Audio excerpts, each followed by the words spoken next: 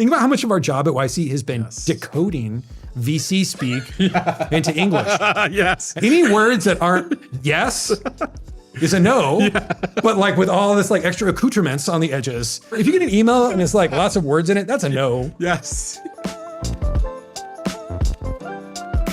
Hello, this is Dalton plus Michael, and today we're going to talk about Standard Capital, the new fund by Dalton and PB. As a kind of 30-second preview, why don't you tell us a little bit about how you decided to start this fund and why is it different?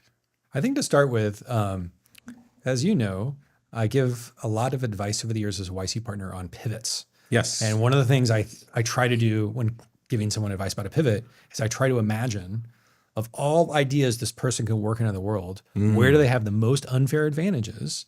Where do they have the best network? Like I believe that every person has like a perfect idea for them, and that my job is to try to pull out of any founder what their ideal idea is. I have stolen that line. Maybe 100 times. Yeah. maybe 100 times. It's helpful, especially in the sea of, well, I could do anything. Yeah. There's too many choices. Too many choices. But if you think about it this way, everyone has one really good idea. And so, by the way, I love that too, because it's kind of like in a really hard competition, you want to play games you're good at. yes.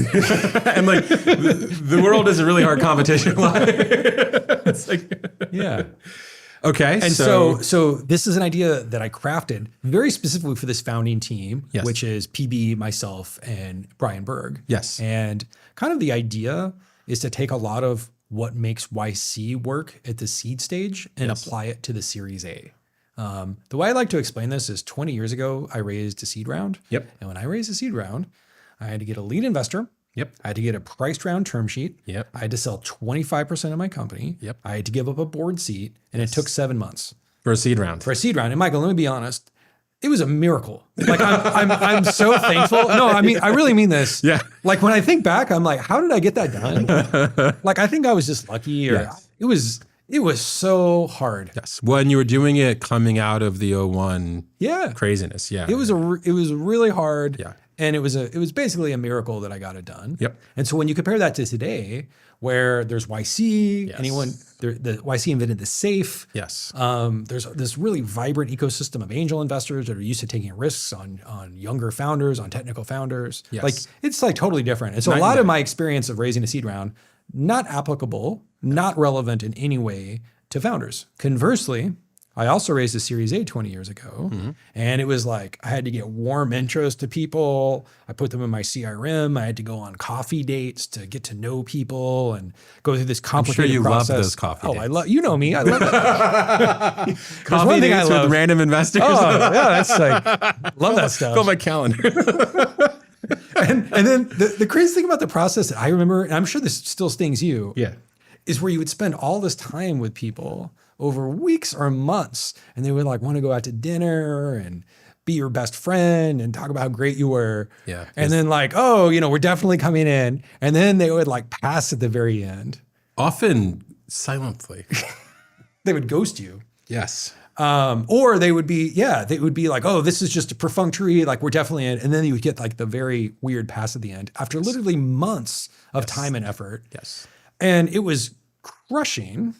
And it was a huge time waste. And I felt horrible because I wasn't working on my startup when I was doing these fundraisers. I was instead fundraising. Well, and to that point, I was told like this was an important part of being a founder, but I'd always found it a little confusing. Well, you weren't adding any value. My company was not getting better. Yeah, the company was getting worse. It's like, here's a side quest, and then you need money. But like, I feel like that was a bit of a lie. Like, oh, this side quest is going to help you with your company. It's like, no, it's going to get me money. Part of why I liked YC is PG was the only person who was honest about this in his blog posts. Yes. Which is like, yeah, fundraising is a waste of time. Don't do it. Yes. Like to do it in as short of amount of time as possible. Yes. This is like core in the YC Bible. Yes. Is this stuff. Yes. Anyway, so to complete the thought, Michael, that was all what I remember. Guess what? It's the same now. Like all of the advice, all of my experience as a founder raising an A is precisely what I still hear as a YC group partner on what it's like to raise an A, which is like, oh, you get this inbound from people and they act like they're really interested, but then you get into these really long, complicated processes. And most of the time, it's a lot of very complicated, flowery words, which mean no. Yes. Think about how much of our job at YC has been decoding VC speak into English. Yes. And again, I'll tell English the audience. Is always yes and no. Yes, that's to tell the audience. If it's not any words that aren't yes, is a no, but like with all this like extra accoutrements on the edges, okay? Like if there's lots of words, if you get an email and it's like lots of words in it, that's a no. Yes. It's so funny because it's like a plate full of garnishes. Yes. And just like there's just a no in the middle of it. There's just a no in the plate. But they serve me this. Why would they spend so much time? They must be really interested. Like, no, I don't. That's just a no. That's just a regular no.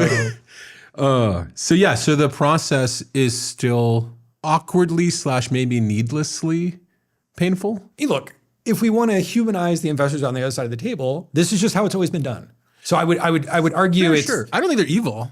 Yeah. But that's why I use the word awkward. It's the process that has been the process since the 1980s. And so when, Steve Jobs was raising money for Apple Computer, this is the same process that he used in the 1980s. Well, let's absolve them.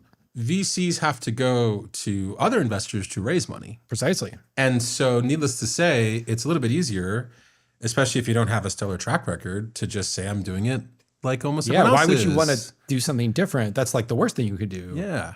Especially in an asset class that seems like it's working and blah, blah, blah. Yeah. And so that's the context, which is, look, we saw what made YC work. PB was at the second demo day as an angel investor. We should probably introduce PB a little bit more. You should say who PB is. Yeah. So PB, Paul Buchheit, I often tell founders that Paul Buchheit gave both of my startups the single most important pieces of advice, which is crazy because it was like, it was like infinite value creating the first time. And then like, I still remember the second time being like, wait, I think he might have just did it again.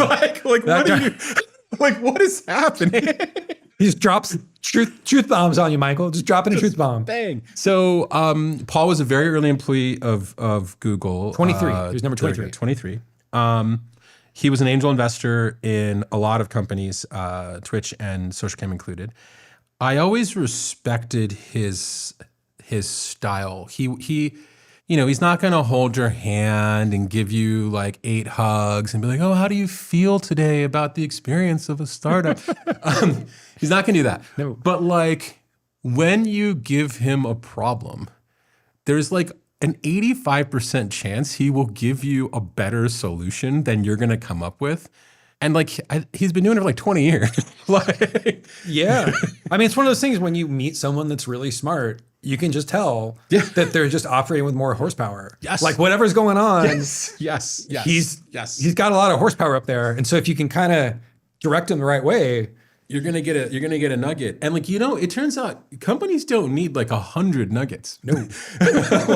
So to make it explicit, right? So one, for Twitch, like PB inspired us to build our own video server built on top of FFmpeg, which meant that we were running our own video streaming software, which meant that our structural costs for streaming live video were 10x lower than our competitors.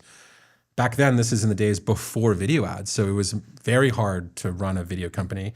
And that was the difference. Like if you're watching live video on Twitch, like PB was the one who told Kyle, go do that. Yes, let's not get a vendor for that.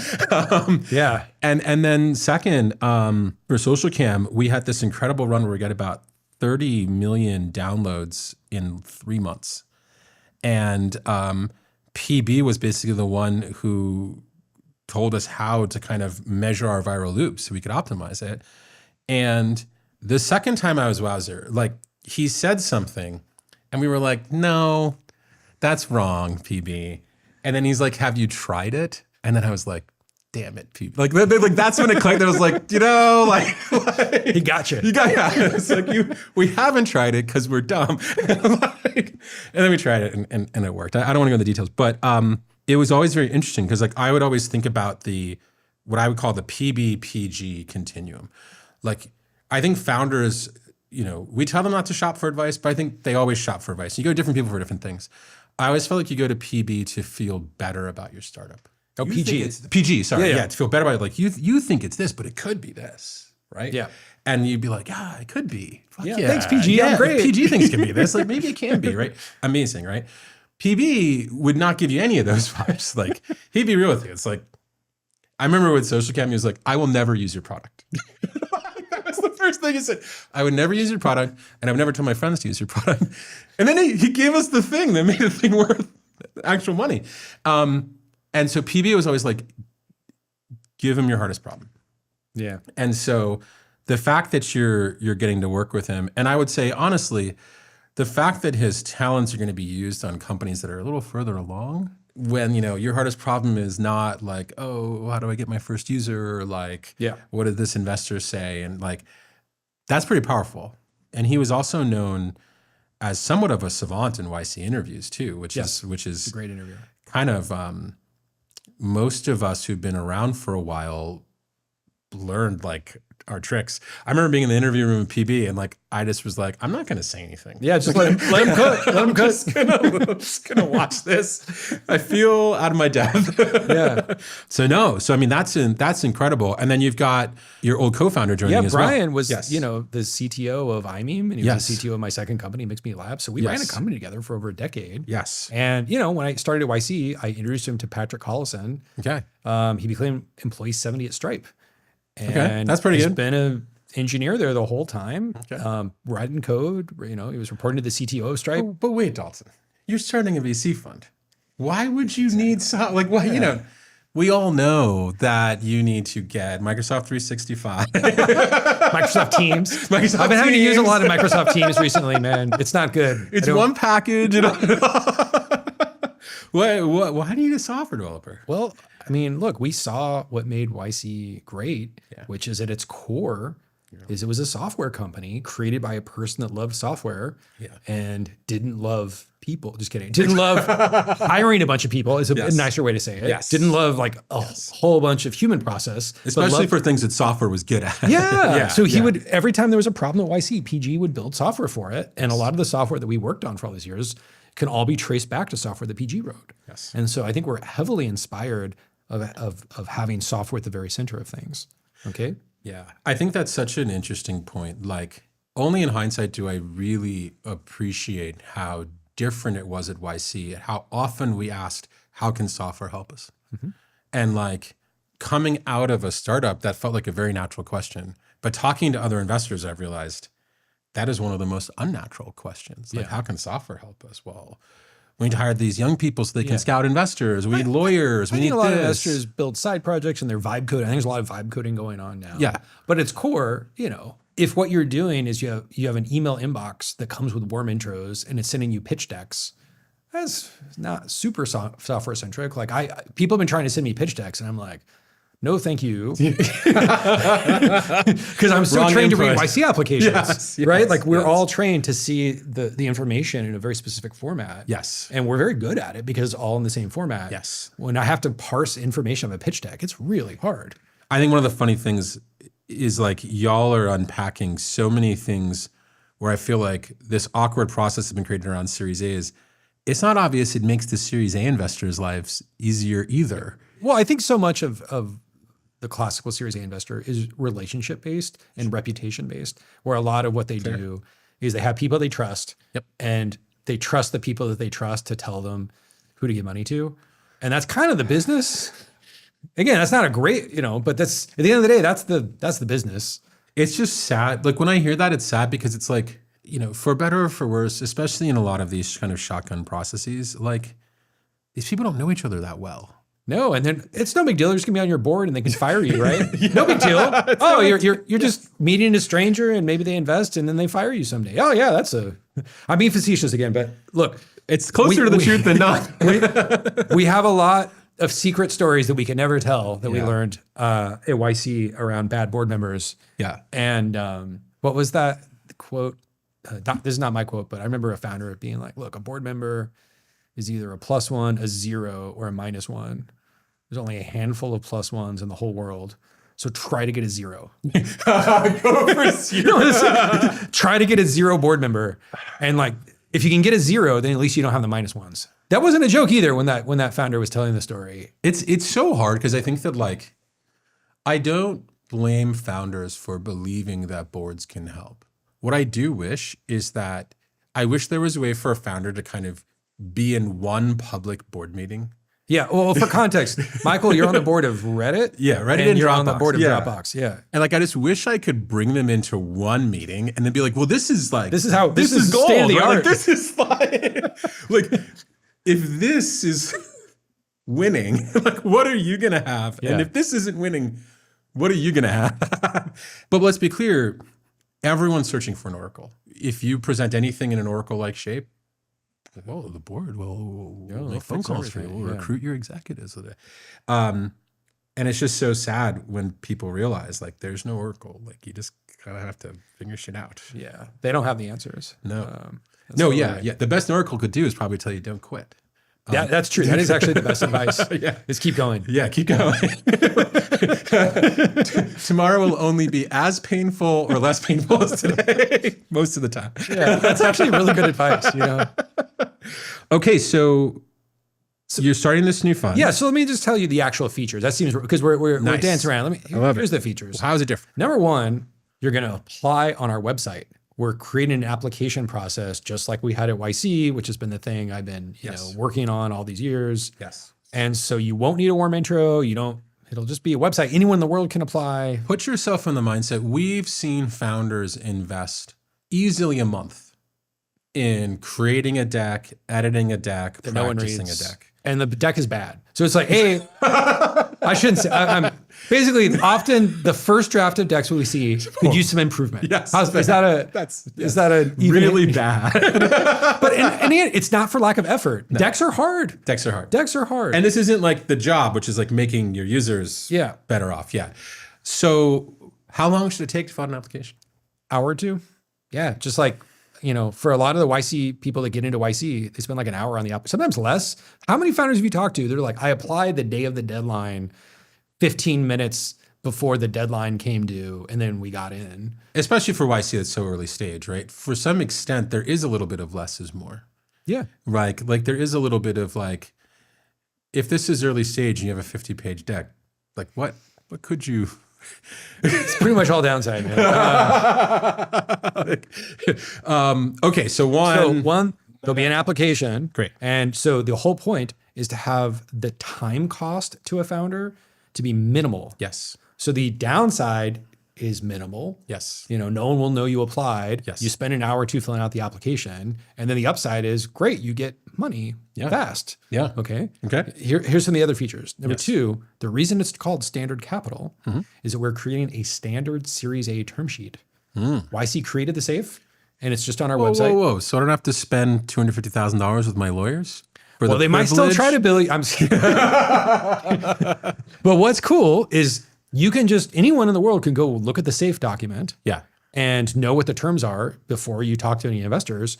Before anyone applies to standard capital, they can just go read our term sheet. They can read our terms. I love that. Isn't that cool? And so you'll know exactly what the deal is before you apply, instead of it being this opaque thing where they show you the terms at the very end of the process after you've said yes. Well, that's the crazy thing. It's like they show you like some terms in the term sheet. Yeah. And then, because obviously as a founder, you've had time to go to law school, they show you this like huge document that's full of like things that they've spent a lot of time thinking about. And you haven't. And you're at the end of the process, so what are you gonna do? Tell them no? Yeah. Like you have no leverage. You already signed. It's like, it's awkward. It's time consuming and stressful, and no one benefits, but I guess the lawyers benefit. But other than that, like no one really enjoys that process. So again, it's called standard capital because it's the standard Series A term sheet. The term sheet will be on the website. You can see it before you apply. Perfect. The other thing that's super cool is that the standard deal will be for 10% of the company for our lead check. Yep. And then the founder, as part of the application, will choose their price of how much money they want to raise from us in exchange for 10%. So picture a text box where you can type in $6 million in exchange for 10% of the company. And that's just part of the application. You're just filling it out. You're like, okay, 6, 7. How often have we sat down with a founder and they've said, well, I think I need this much money, but should I ask for this much money so that they can do this? And then if I ask for a smaller amount, and then I get multiple people bid, and it's this fucking like It's used car sales. It's like it's a used car thing. Yes. It's like going to the market and bartering at the flea market. literally. Yeah. I'd argue the flea market's easier. You get the deal done that day. It's true. It's like such a weird, awkward. Again, I'm gonna use that word awkward. It's a very awkward process to do a negotiation like it's like the olden times. Yes. Because founders always ask me, I don't know if they ask you this, but they're like, Dalton, what's the equation to determine our valuation? And I'm like, founder, it's like I'm telling them Santa Claus isn't real. Let me be real with you. There's no equation. Everyone just makes up numbers. Yep. And you make up a number and they make up a number and you keep making up numbers until somehow there's an equilibrium and then the deal's done. Yep. And they're shocked. Founders are shocked to hear that's actually the science behind this stuff. Well, isn't it, 25 times forward estimated revenue? Not at an early stage. No. When you're a Series I. Whatever, yeah. You're maybe. Basically a public company. Yeah. But no, in the early stage, this stuff is all made up. So that's, the reason why I think that's interesting as well is it reflects so much what we were telling founders at YC, which is like, you set your own price. Yeah, so we're designing something that is legible to YC founders. Because at demo day, we tell the founders, set your cap. Yes. This is my cap. You tell investors the cap and they're either in or out. Yes. So do you see how this is extremely like intuitively, like I'm designing an intuitive process for YC folks. Yes. Fill out an application, standard term sheet, name your own price. We're gonna have a quality of service where it'll tell you how many days before you get a firm yes or no from us. That's impossible to do. I know. How could you ever? There's vacations. There's the hot deal you have to chase. Yeah. Because imagine when you were a founder, Michael, imagine if someone could actually promise you by what date that you would know they were confirmatively in or out. Even if it's a no, what a gift to know where you stand versus just getting stretched out. Oh, I need one more meeting. Oh, I need to schedule the partner meeting. Oh, I need to do that. There's always these extra steps that get added at the very end. It's just so weird because like, I'm going to say if/when this works, and people tell the stories about how, like, people are going to be like, this isn't how it was. Dalton, you must be exaggerating. like this is not, like, what? How did companies even happen if they had to go through this? And sometimes I think like companies succeed despite this bullshit. Yes, that's a good way to say it. This has always been a necessary evil. Yes, still is kind of a necessary evil, but there's some hair on the process. And this is what founders like to talk about when they get together. It's like all their horror stories. God knows I have some. I think it's been so interesting because I think oftentimes I'll talk to a VC and they will say, our process is amazing. Yep. And then I will be like, I have talked to founders who've pitched your firm. Yeah. There's one firm is like, went to a partner meeting, full partnership meeting, no contact for 2 weeks. They were thinking about it. It's like, I know they weren't thinking about it.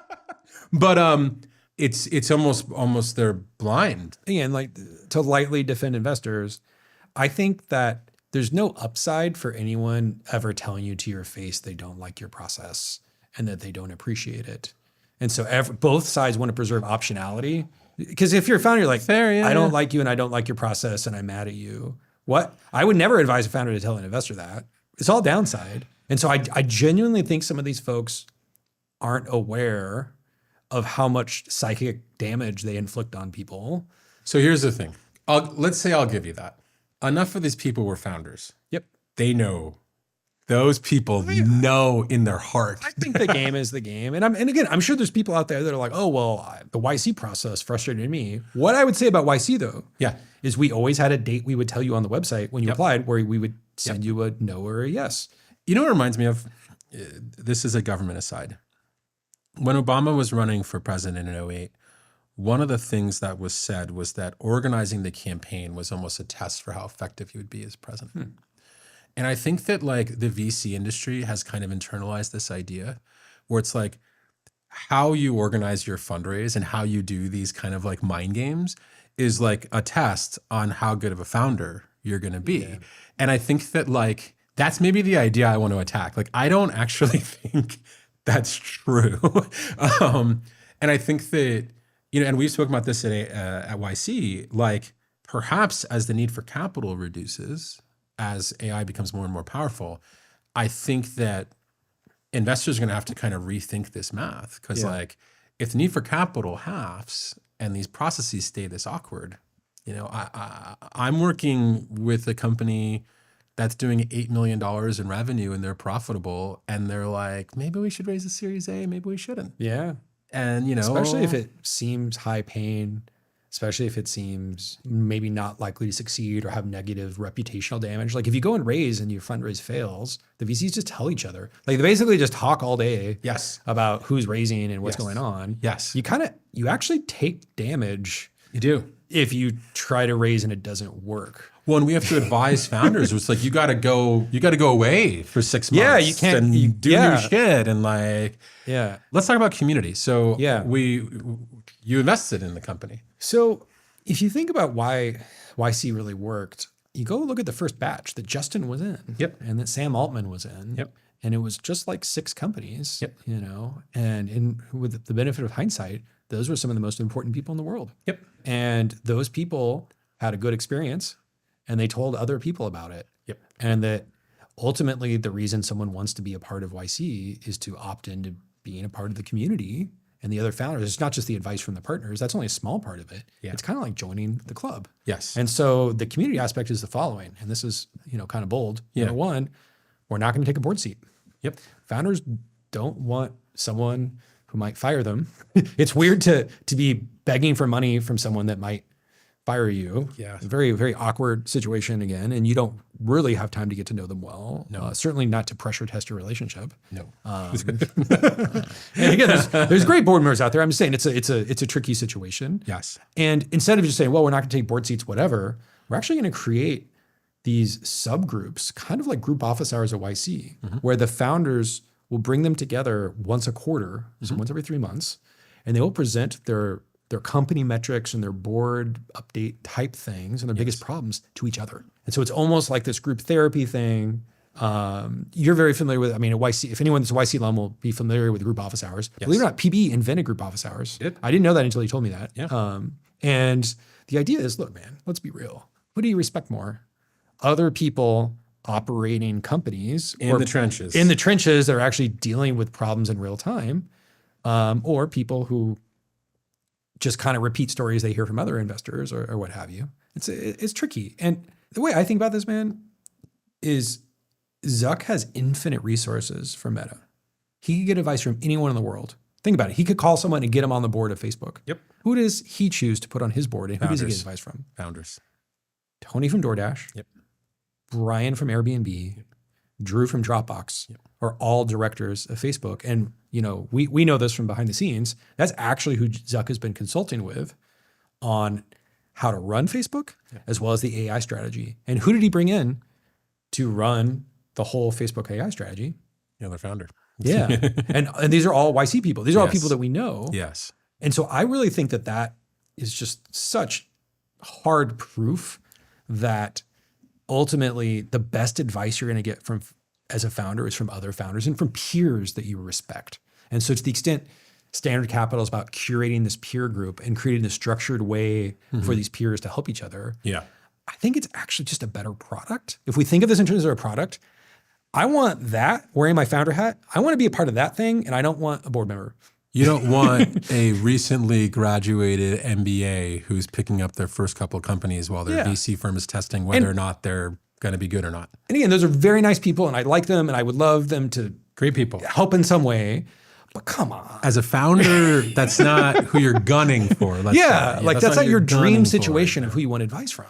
You know, I remember Pedro from Brex came in to talk to the batch, and he said a version of this. He said, I started accelerating so much more quickly when I stopped asking investors to summarize what they saw other great founders do, and I started to just ask those founders directly, what do they do?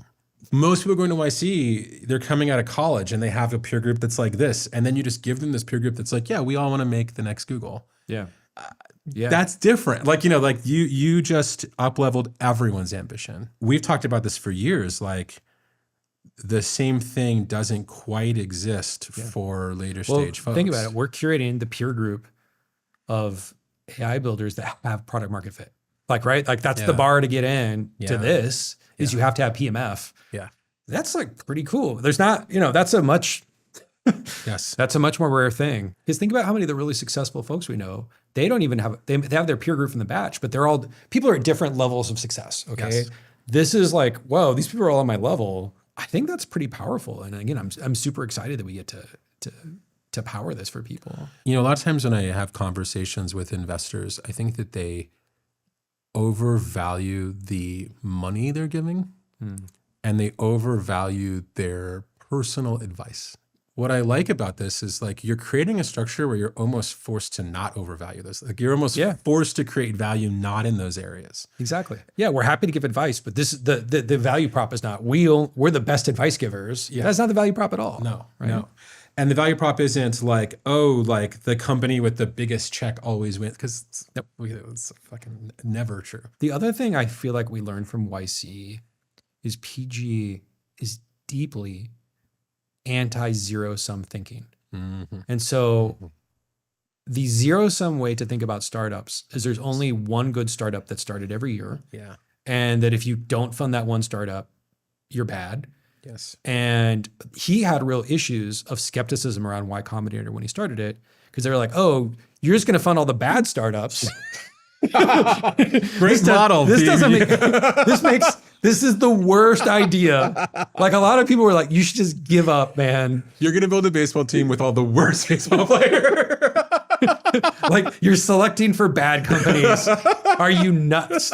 Okay. Seriously. And again, that really was the public perception around it. Yes. And his point, which he's written about a lot, is that there could be more success in the world. Yes. And that there is not a fixed amount of successful startups. Yes. And there's not a fixed amount of wealth, and there's not a fixed amount of growth. Yeah. And that in fact, these things feed on each other. And that by funding lots of startups and funding a lot of talent, the net effect would be have more, abundance in the world, more growth in the world, more successful startups. And he was right.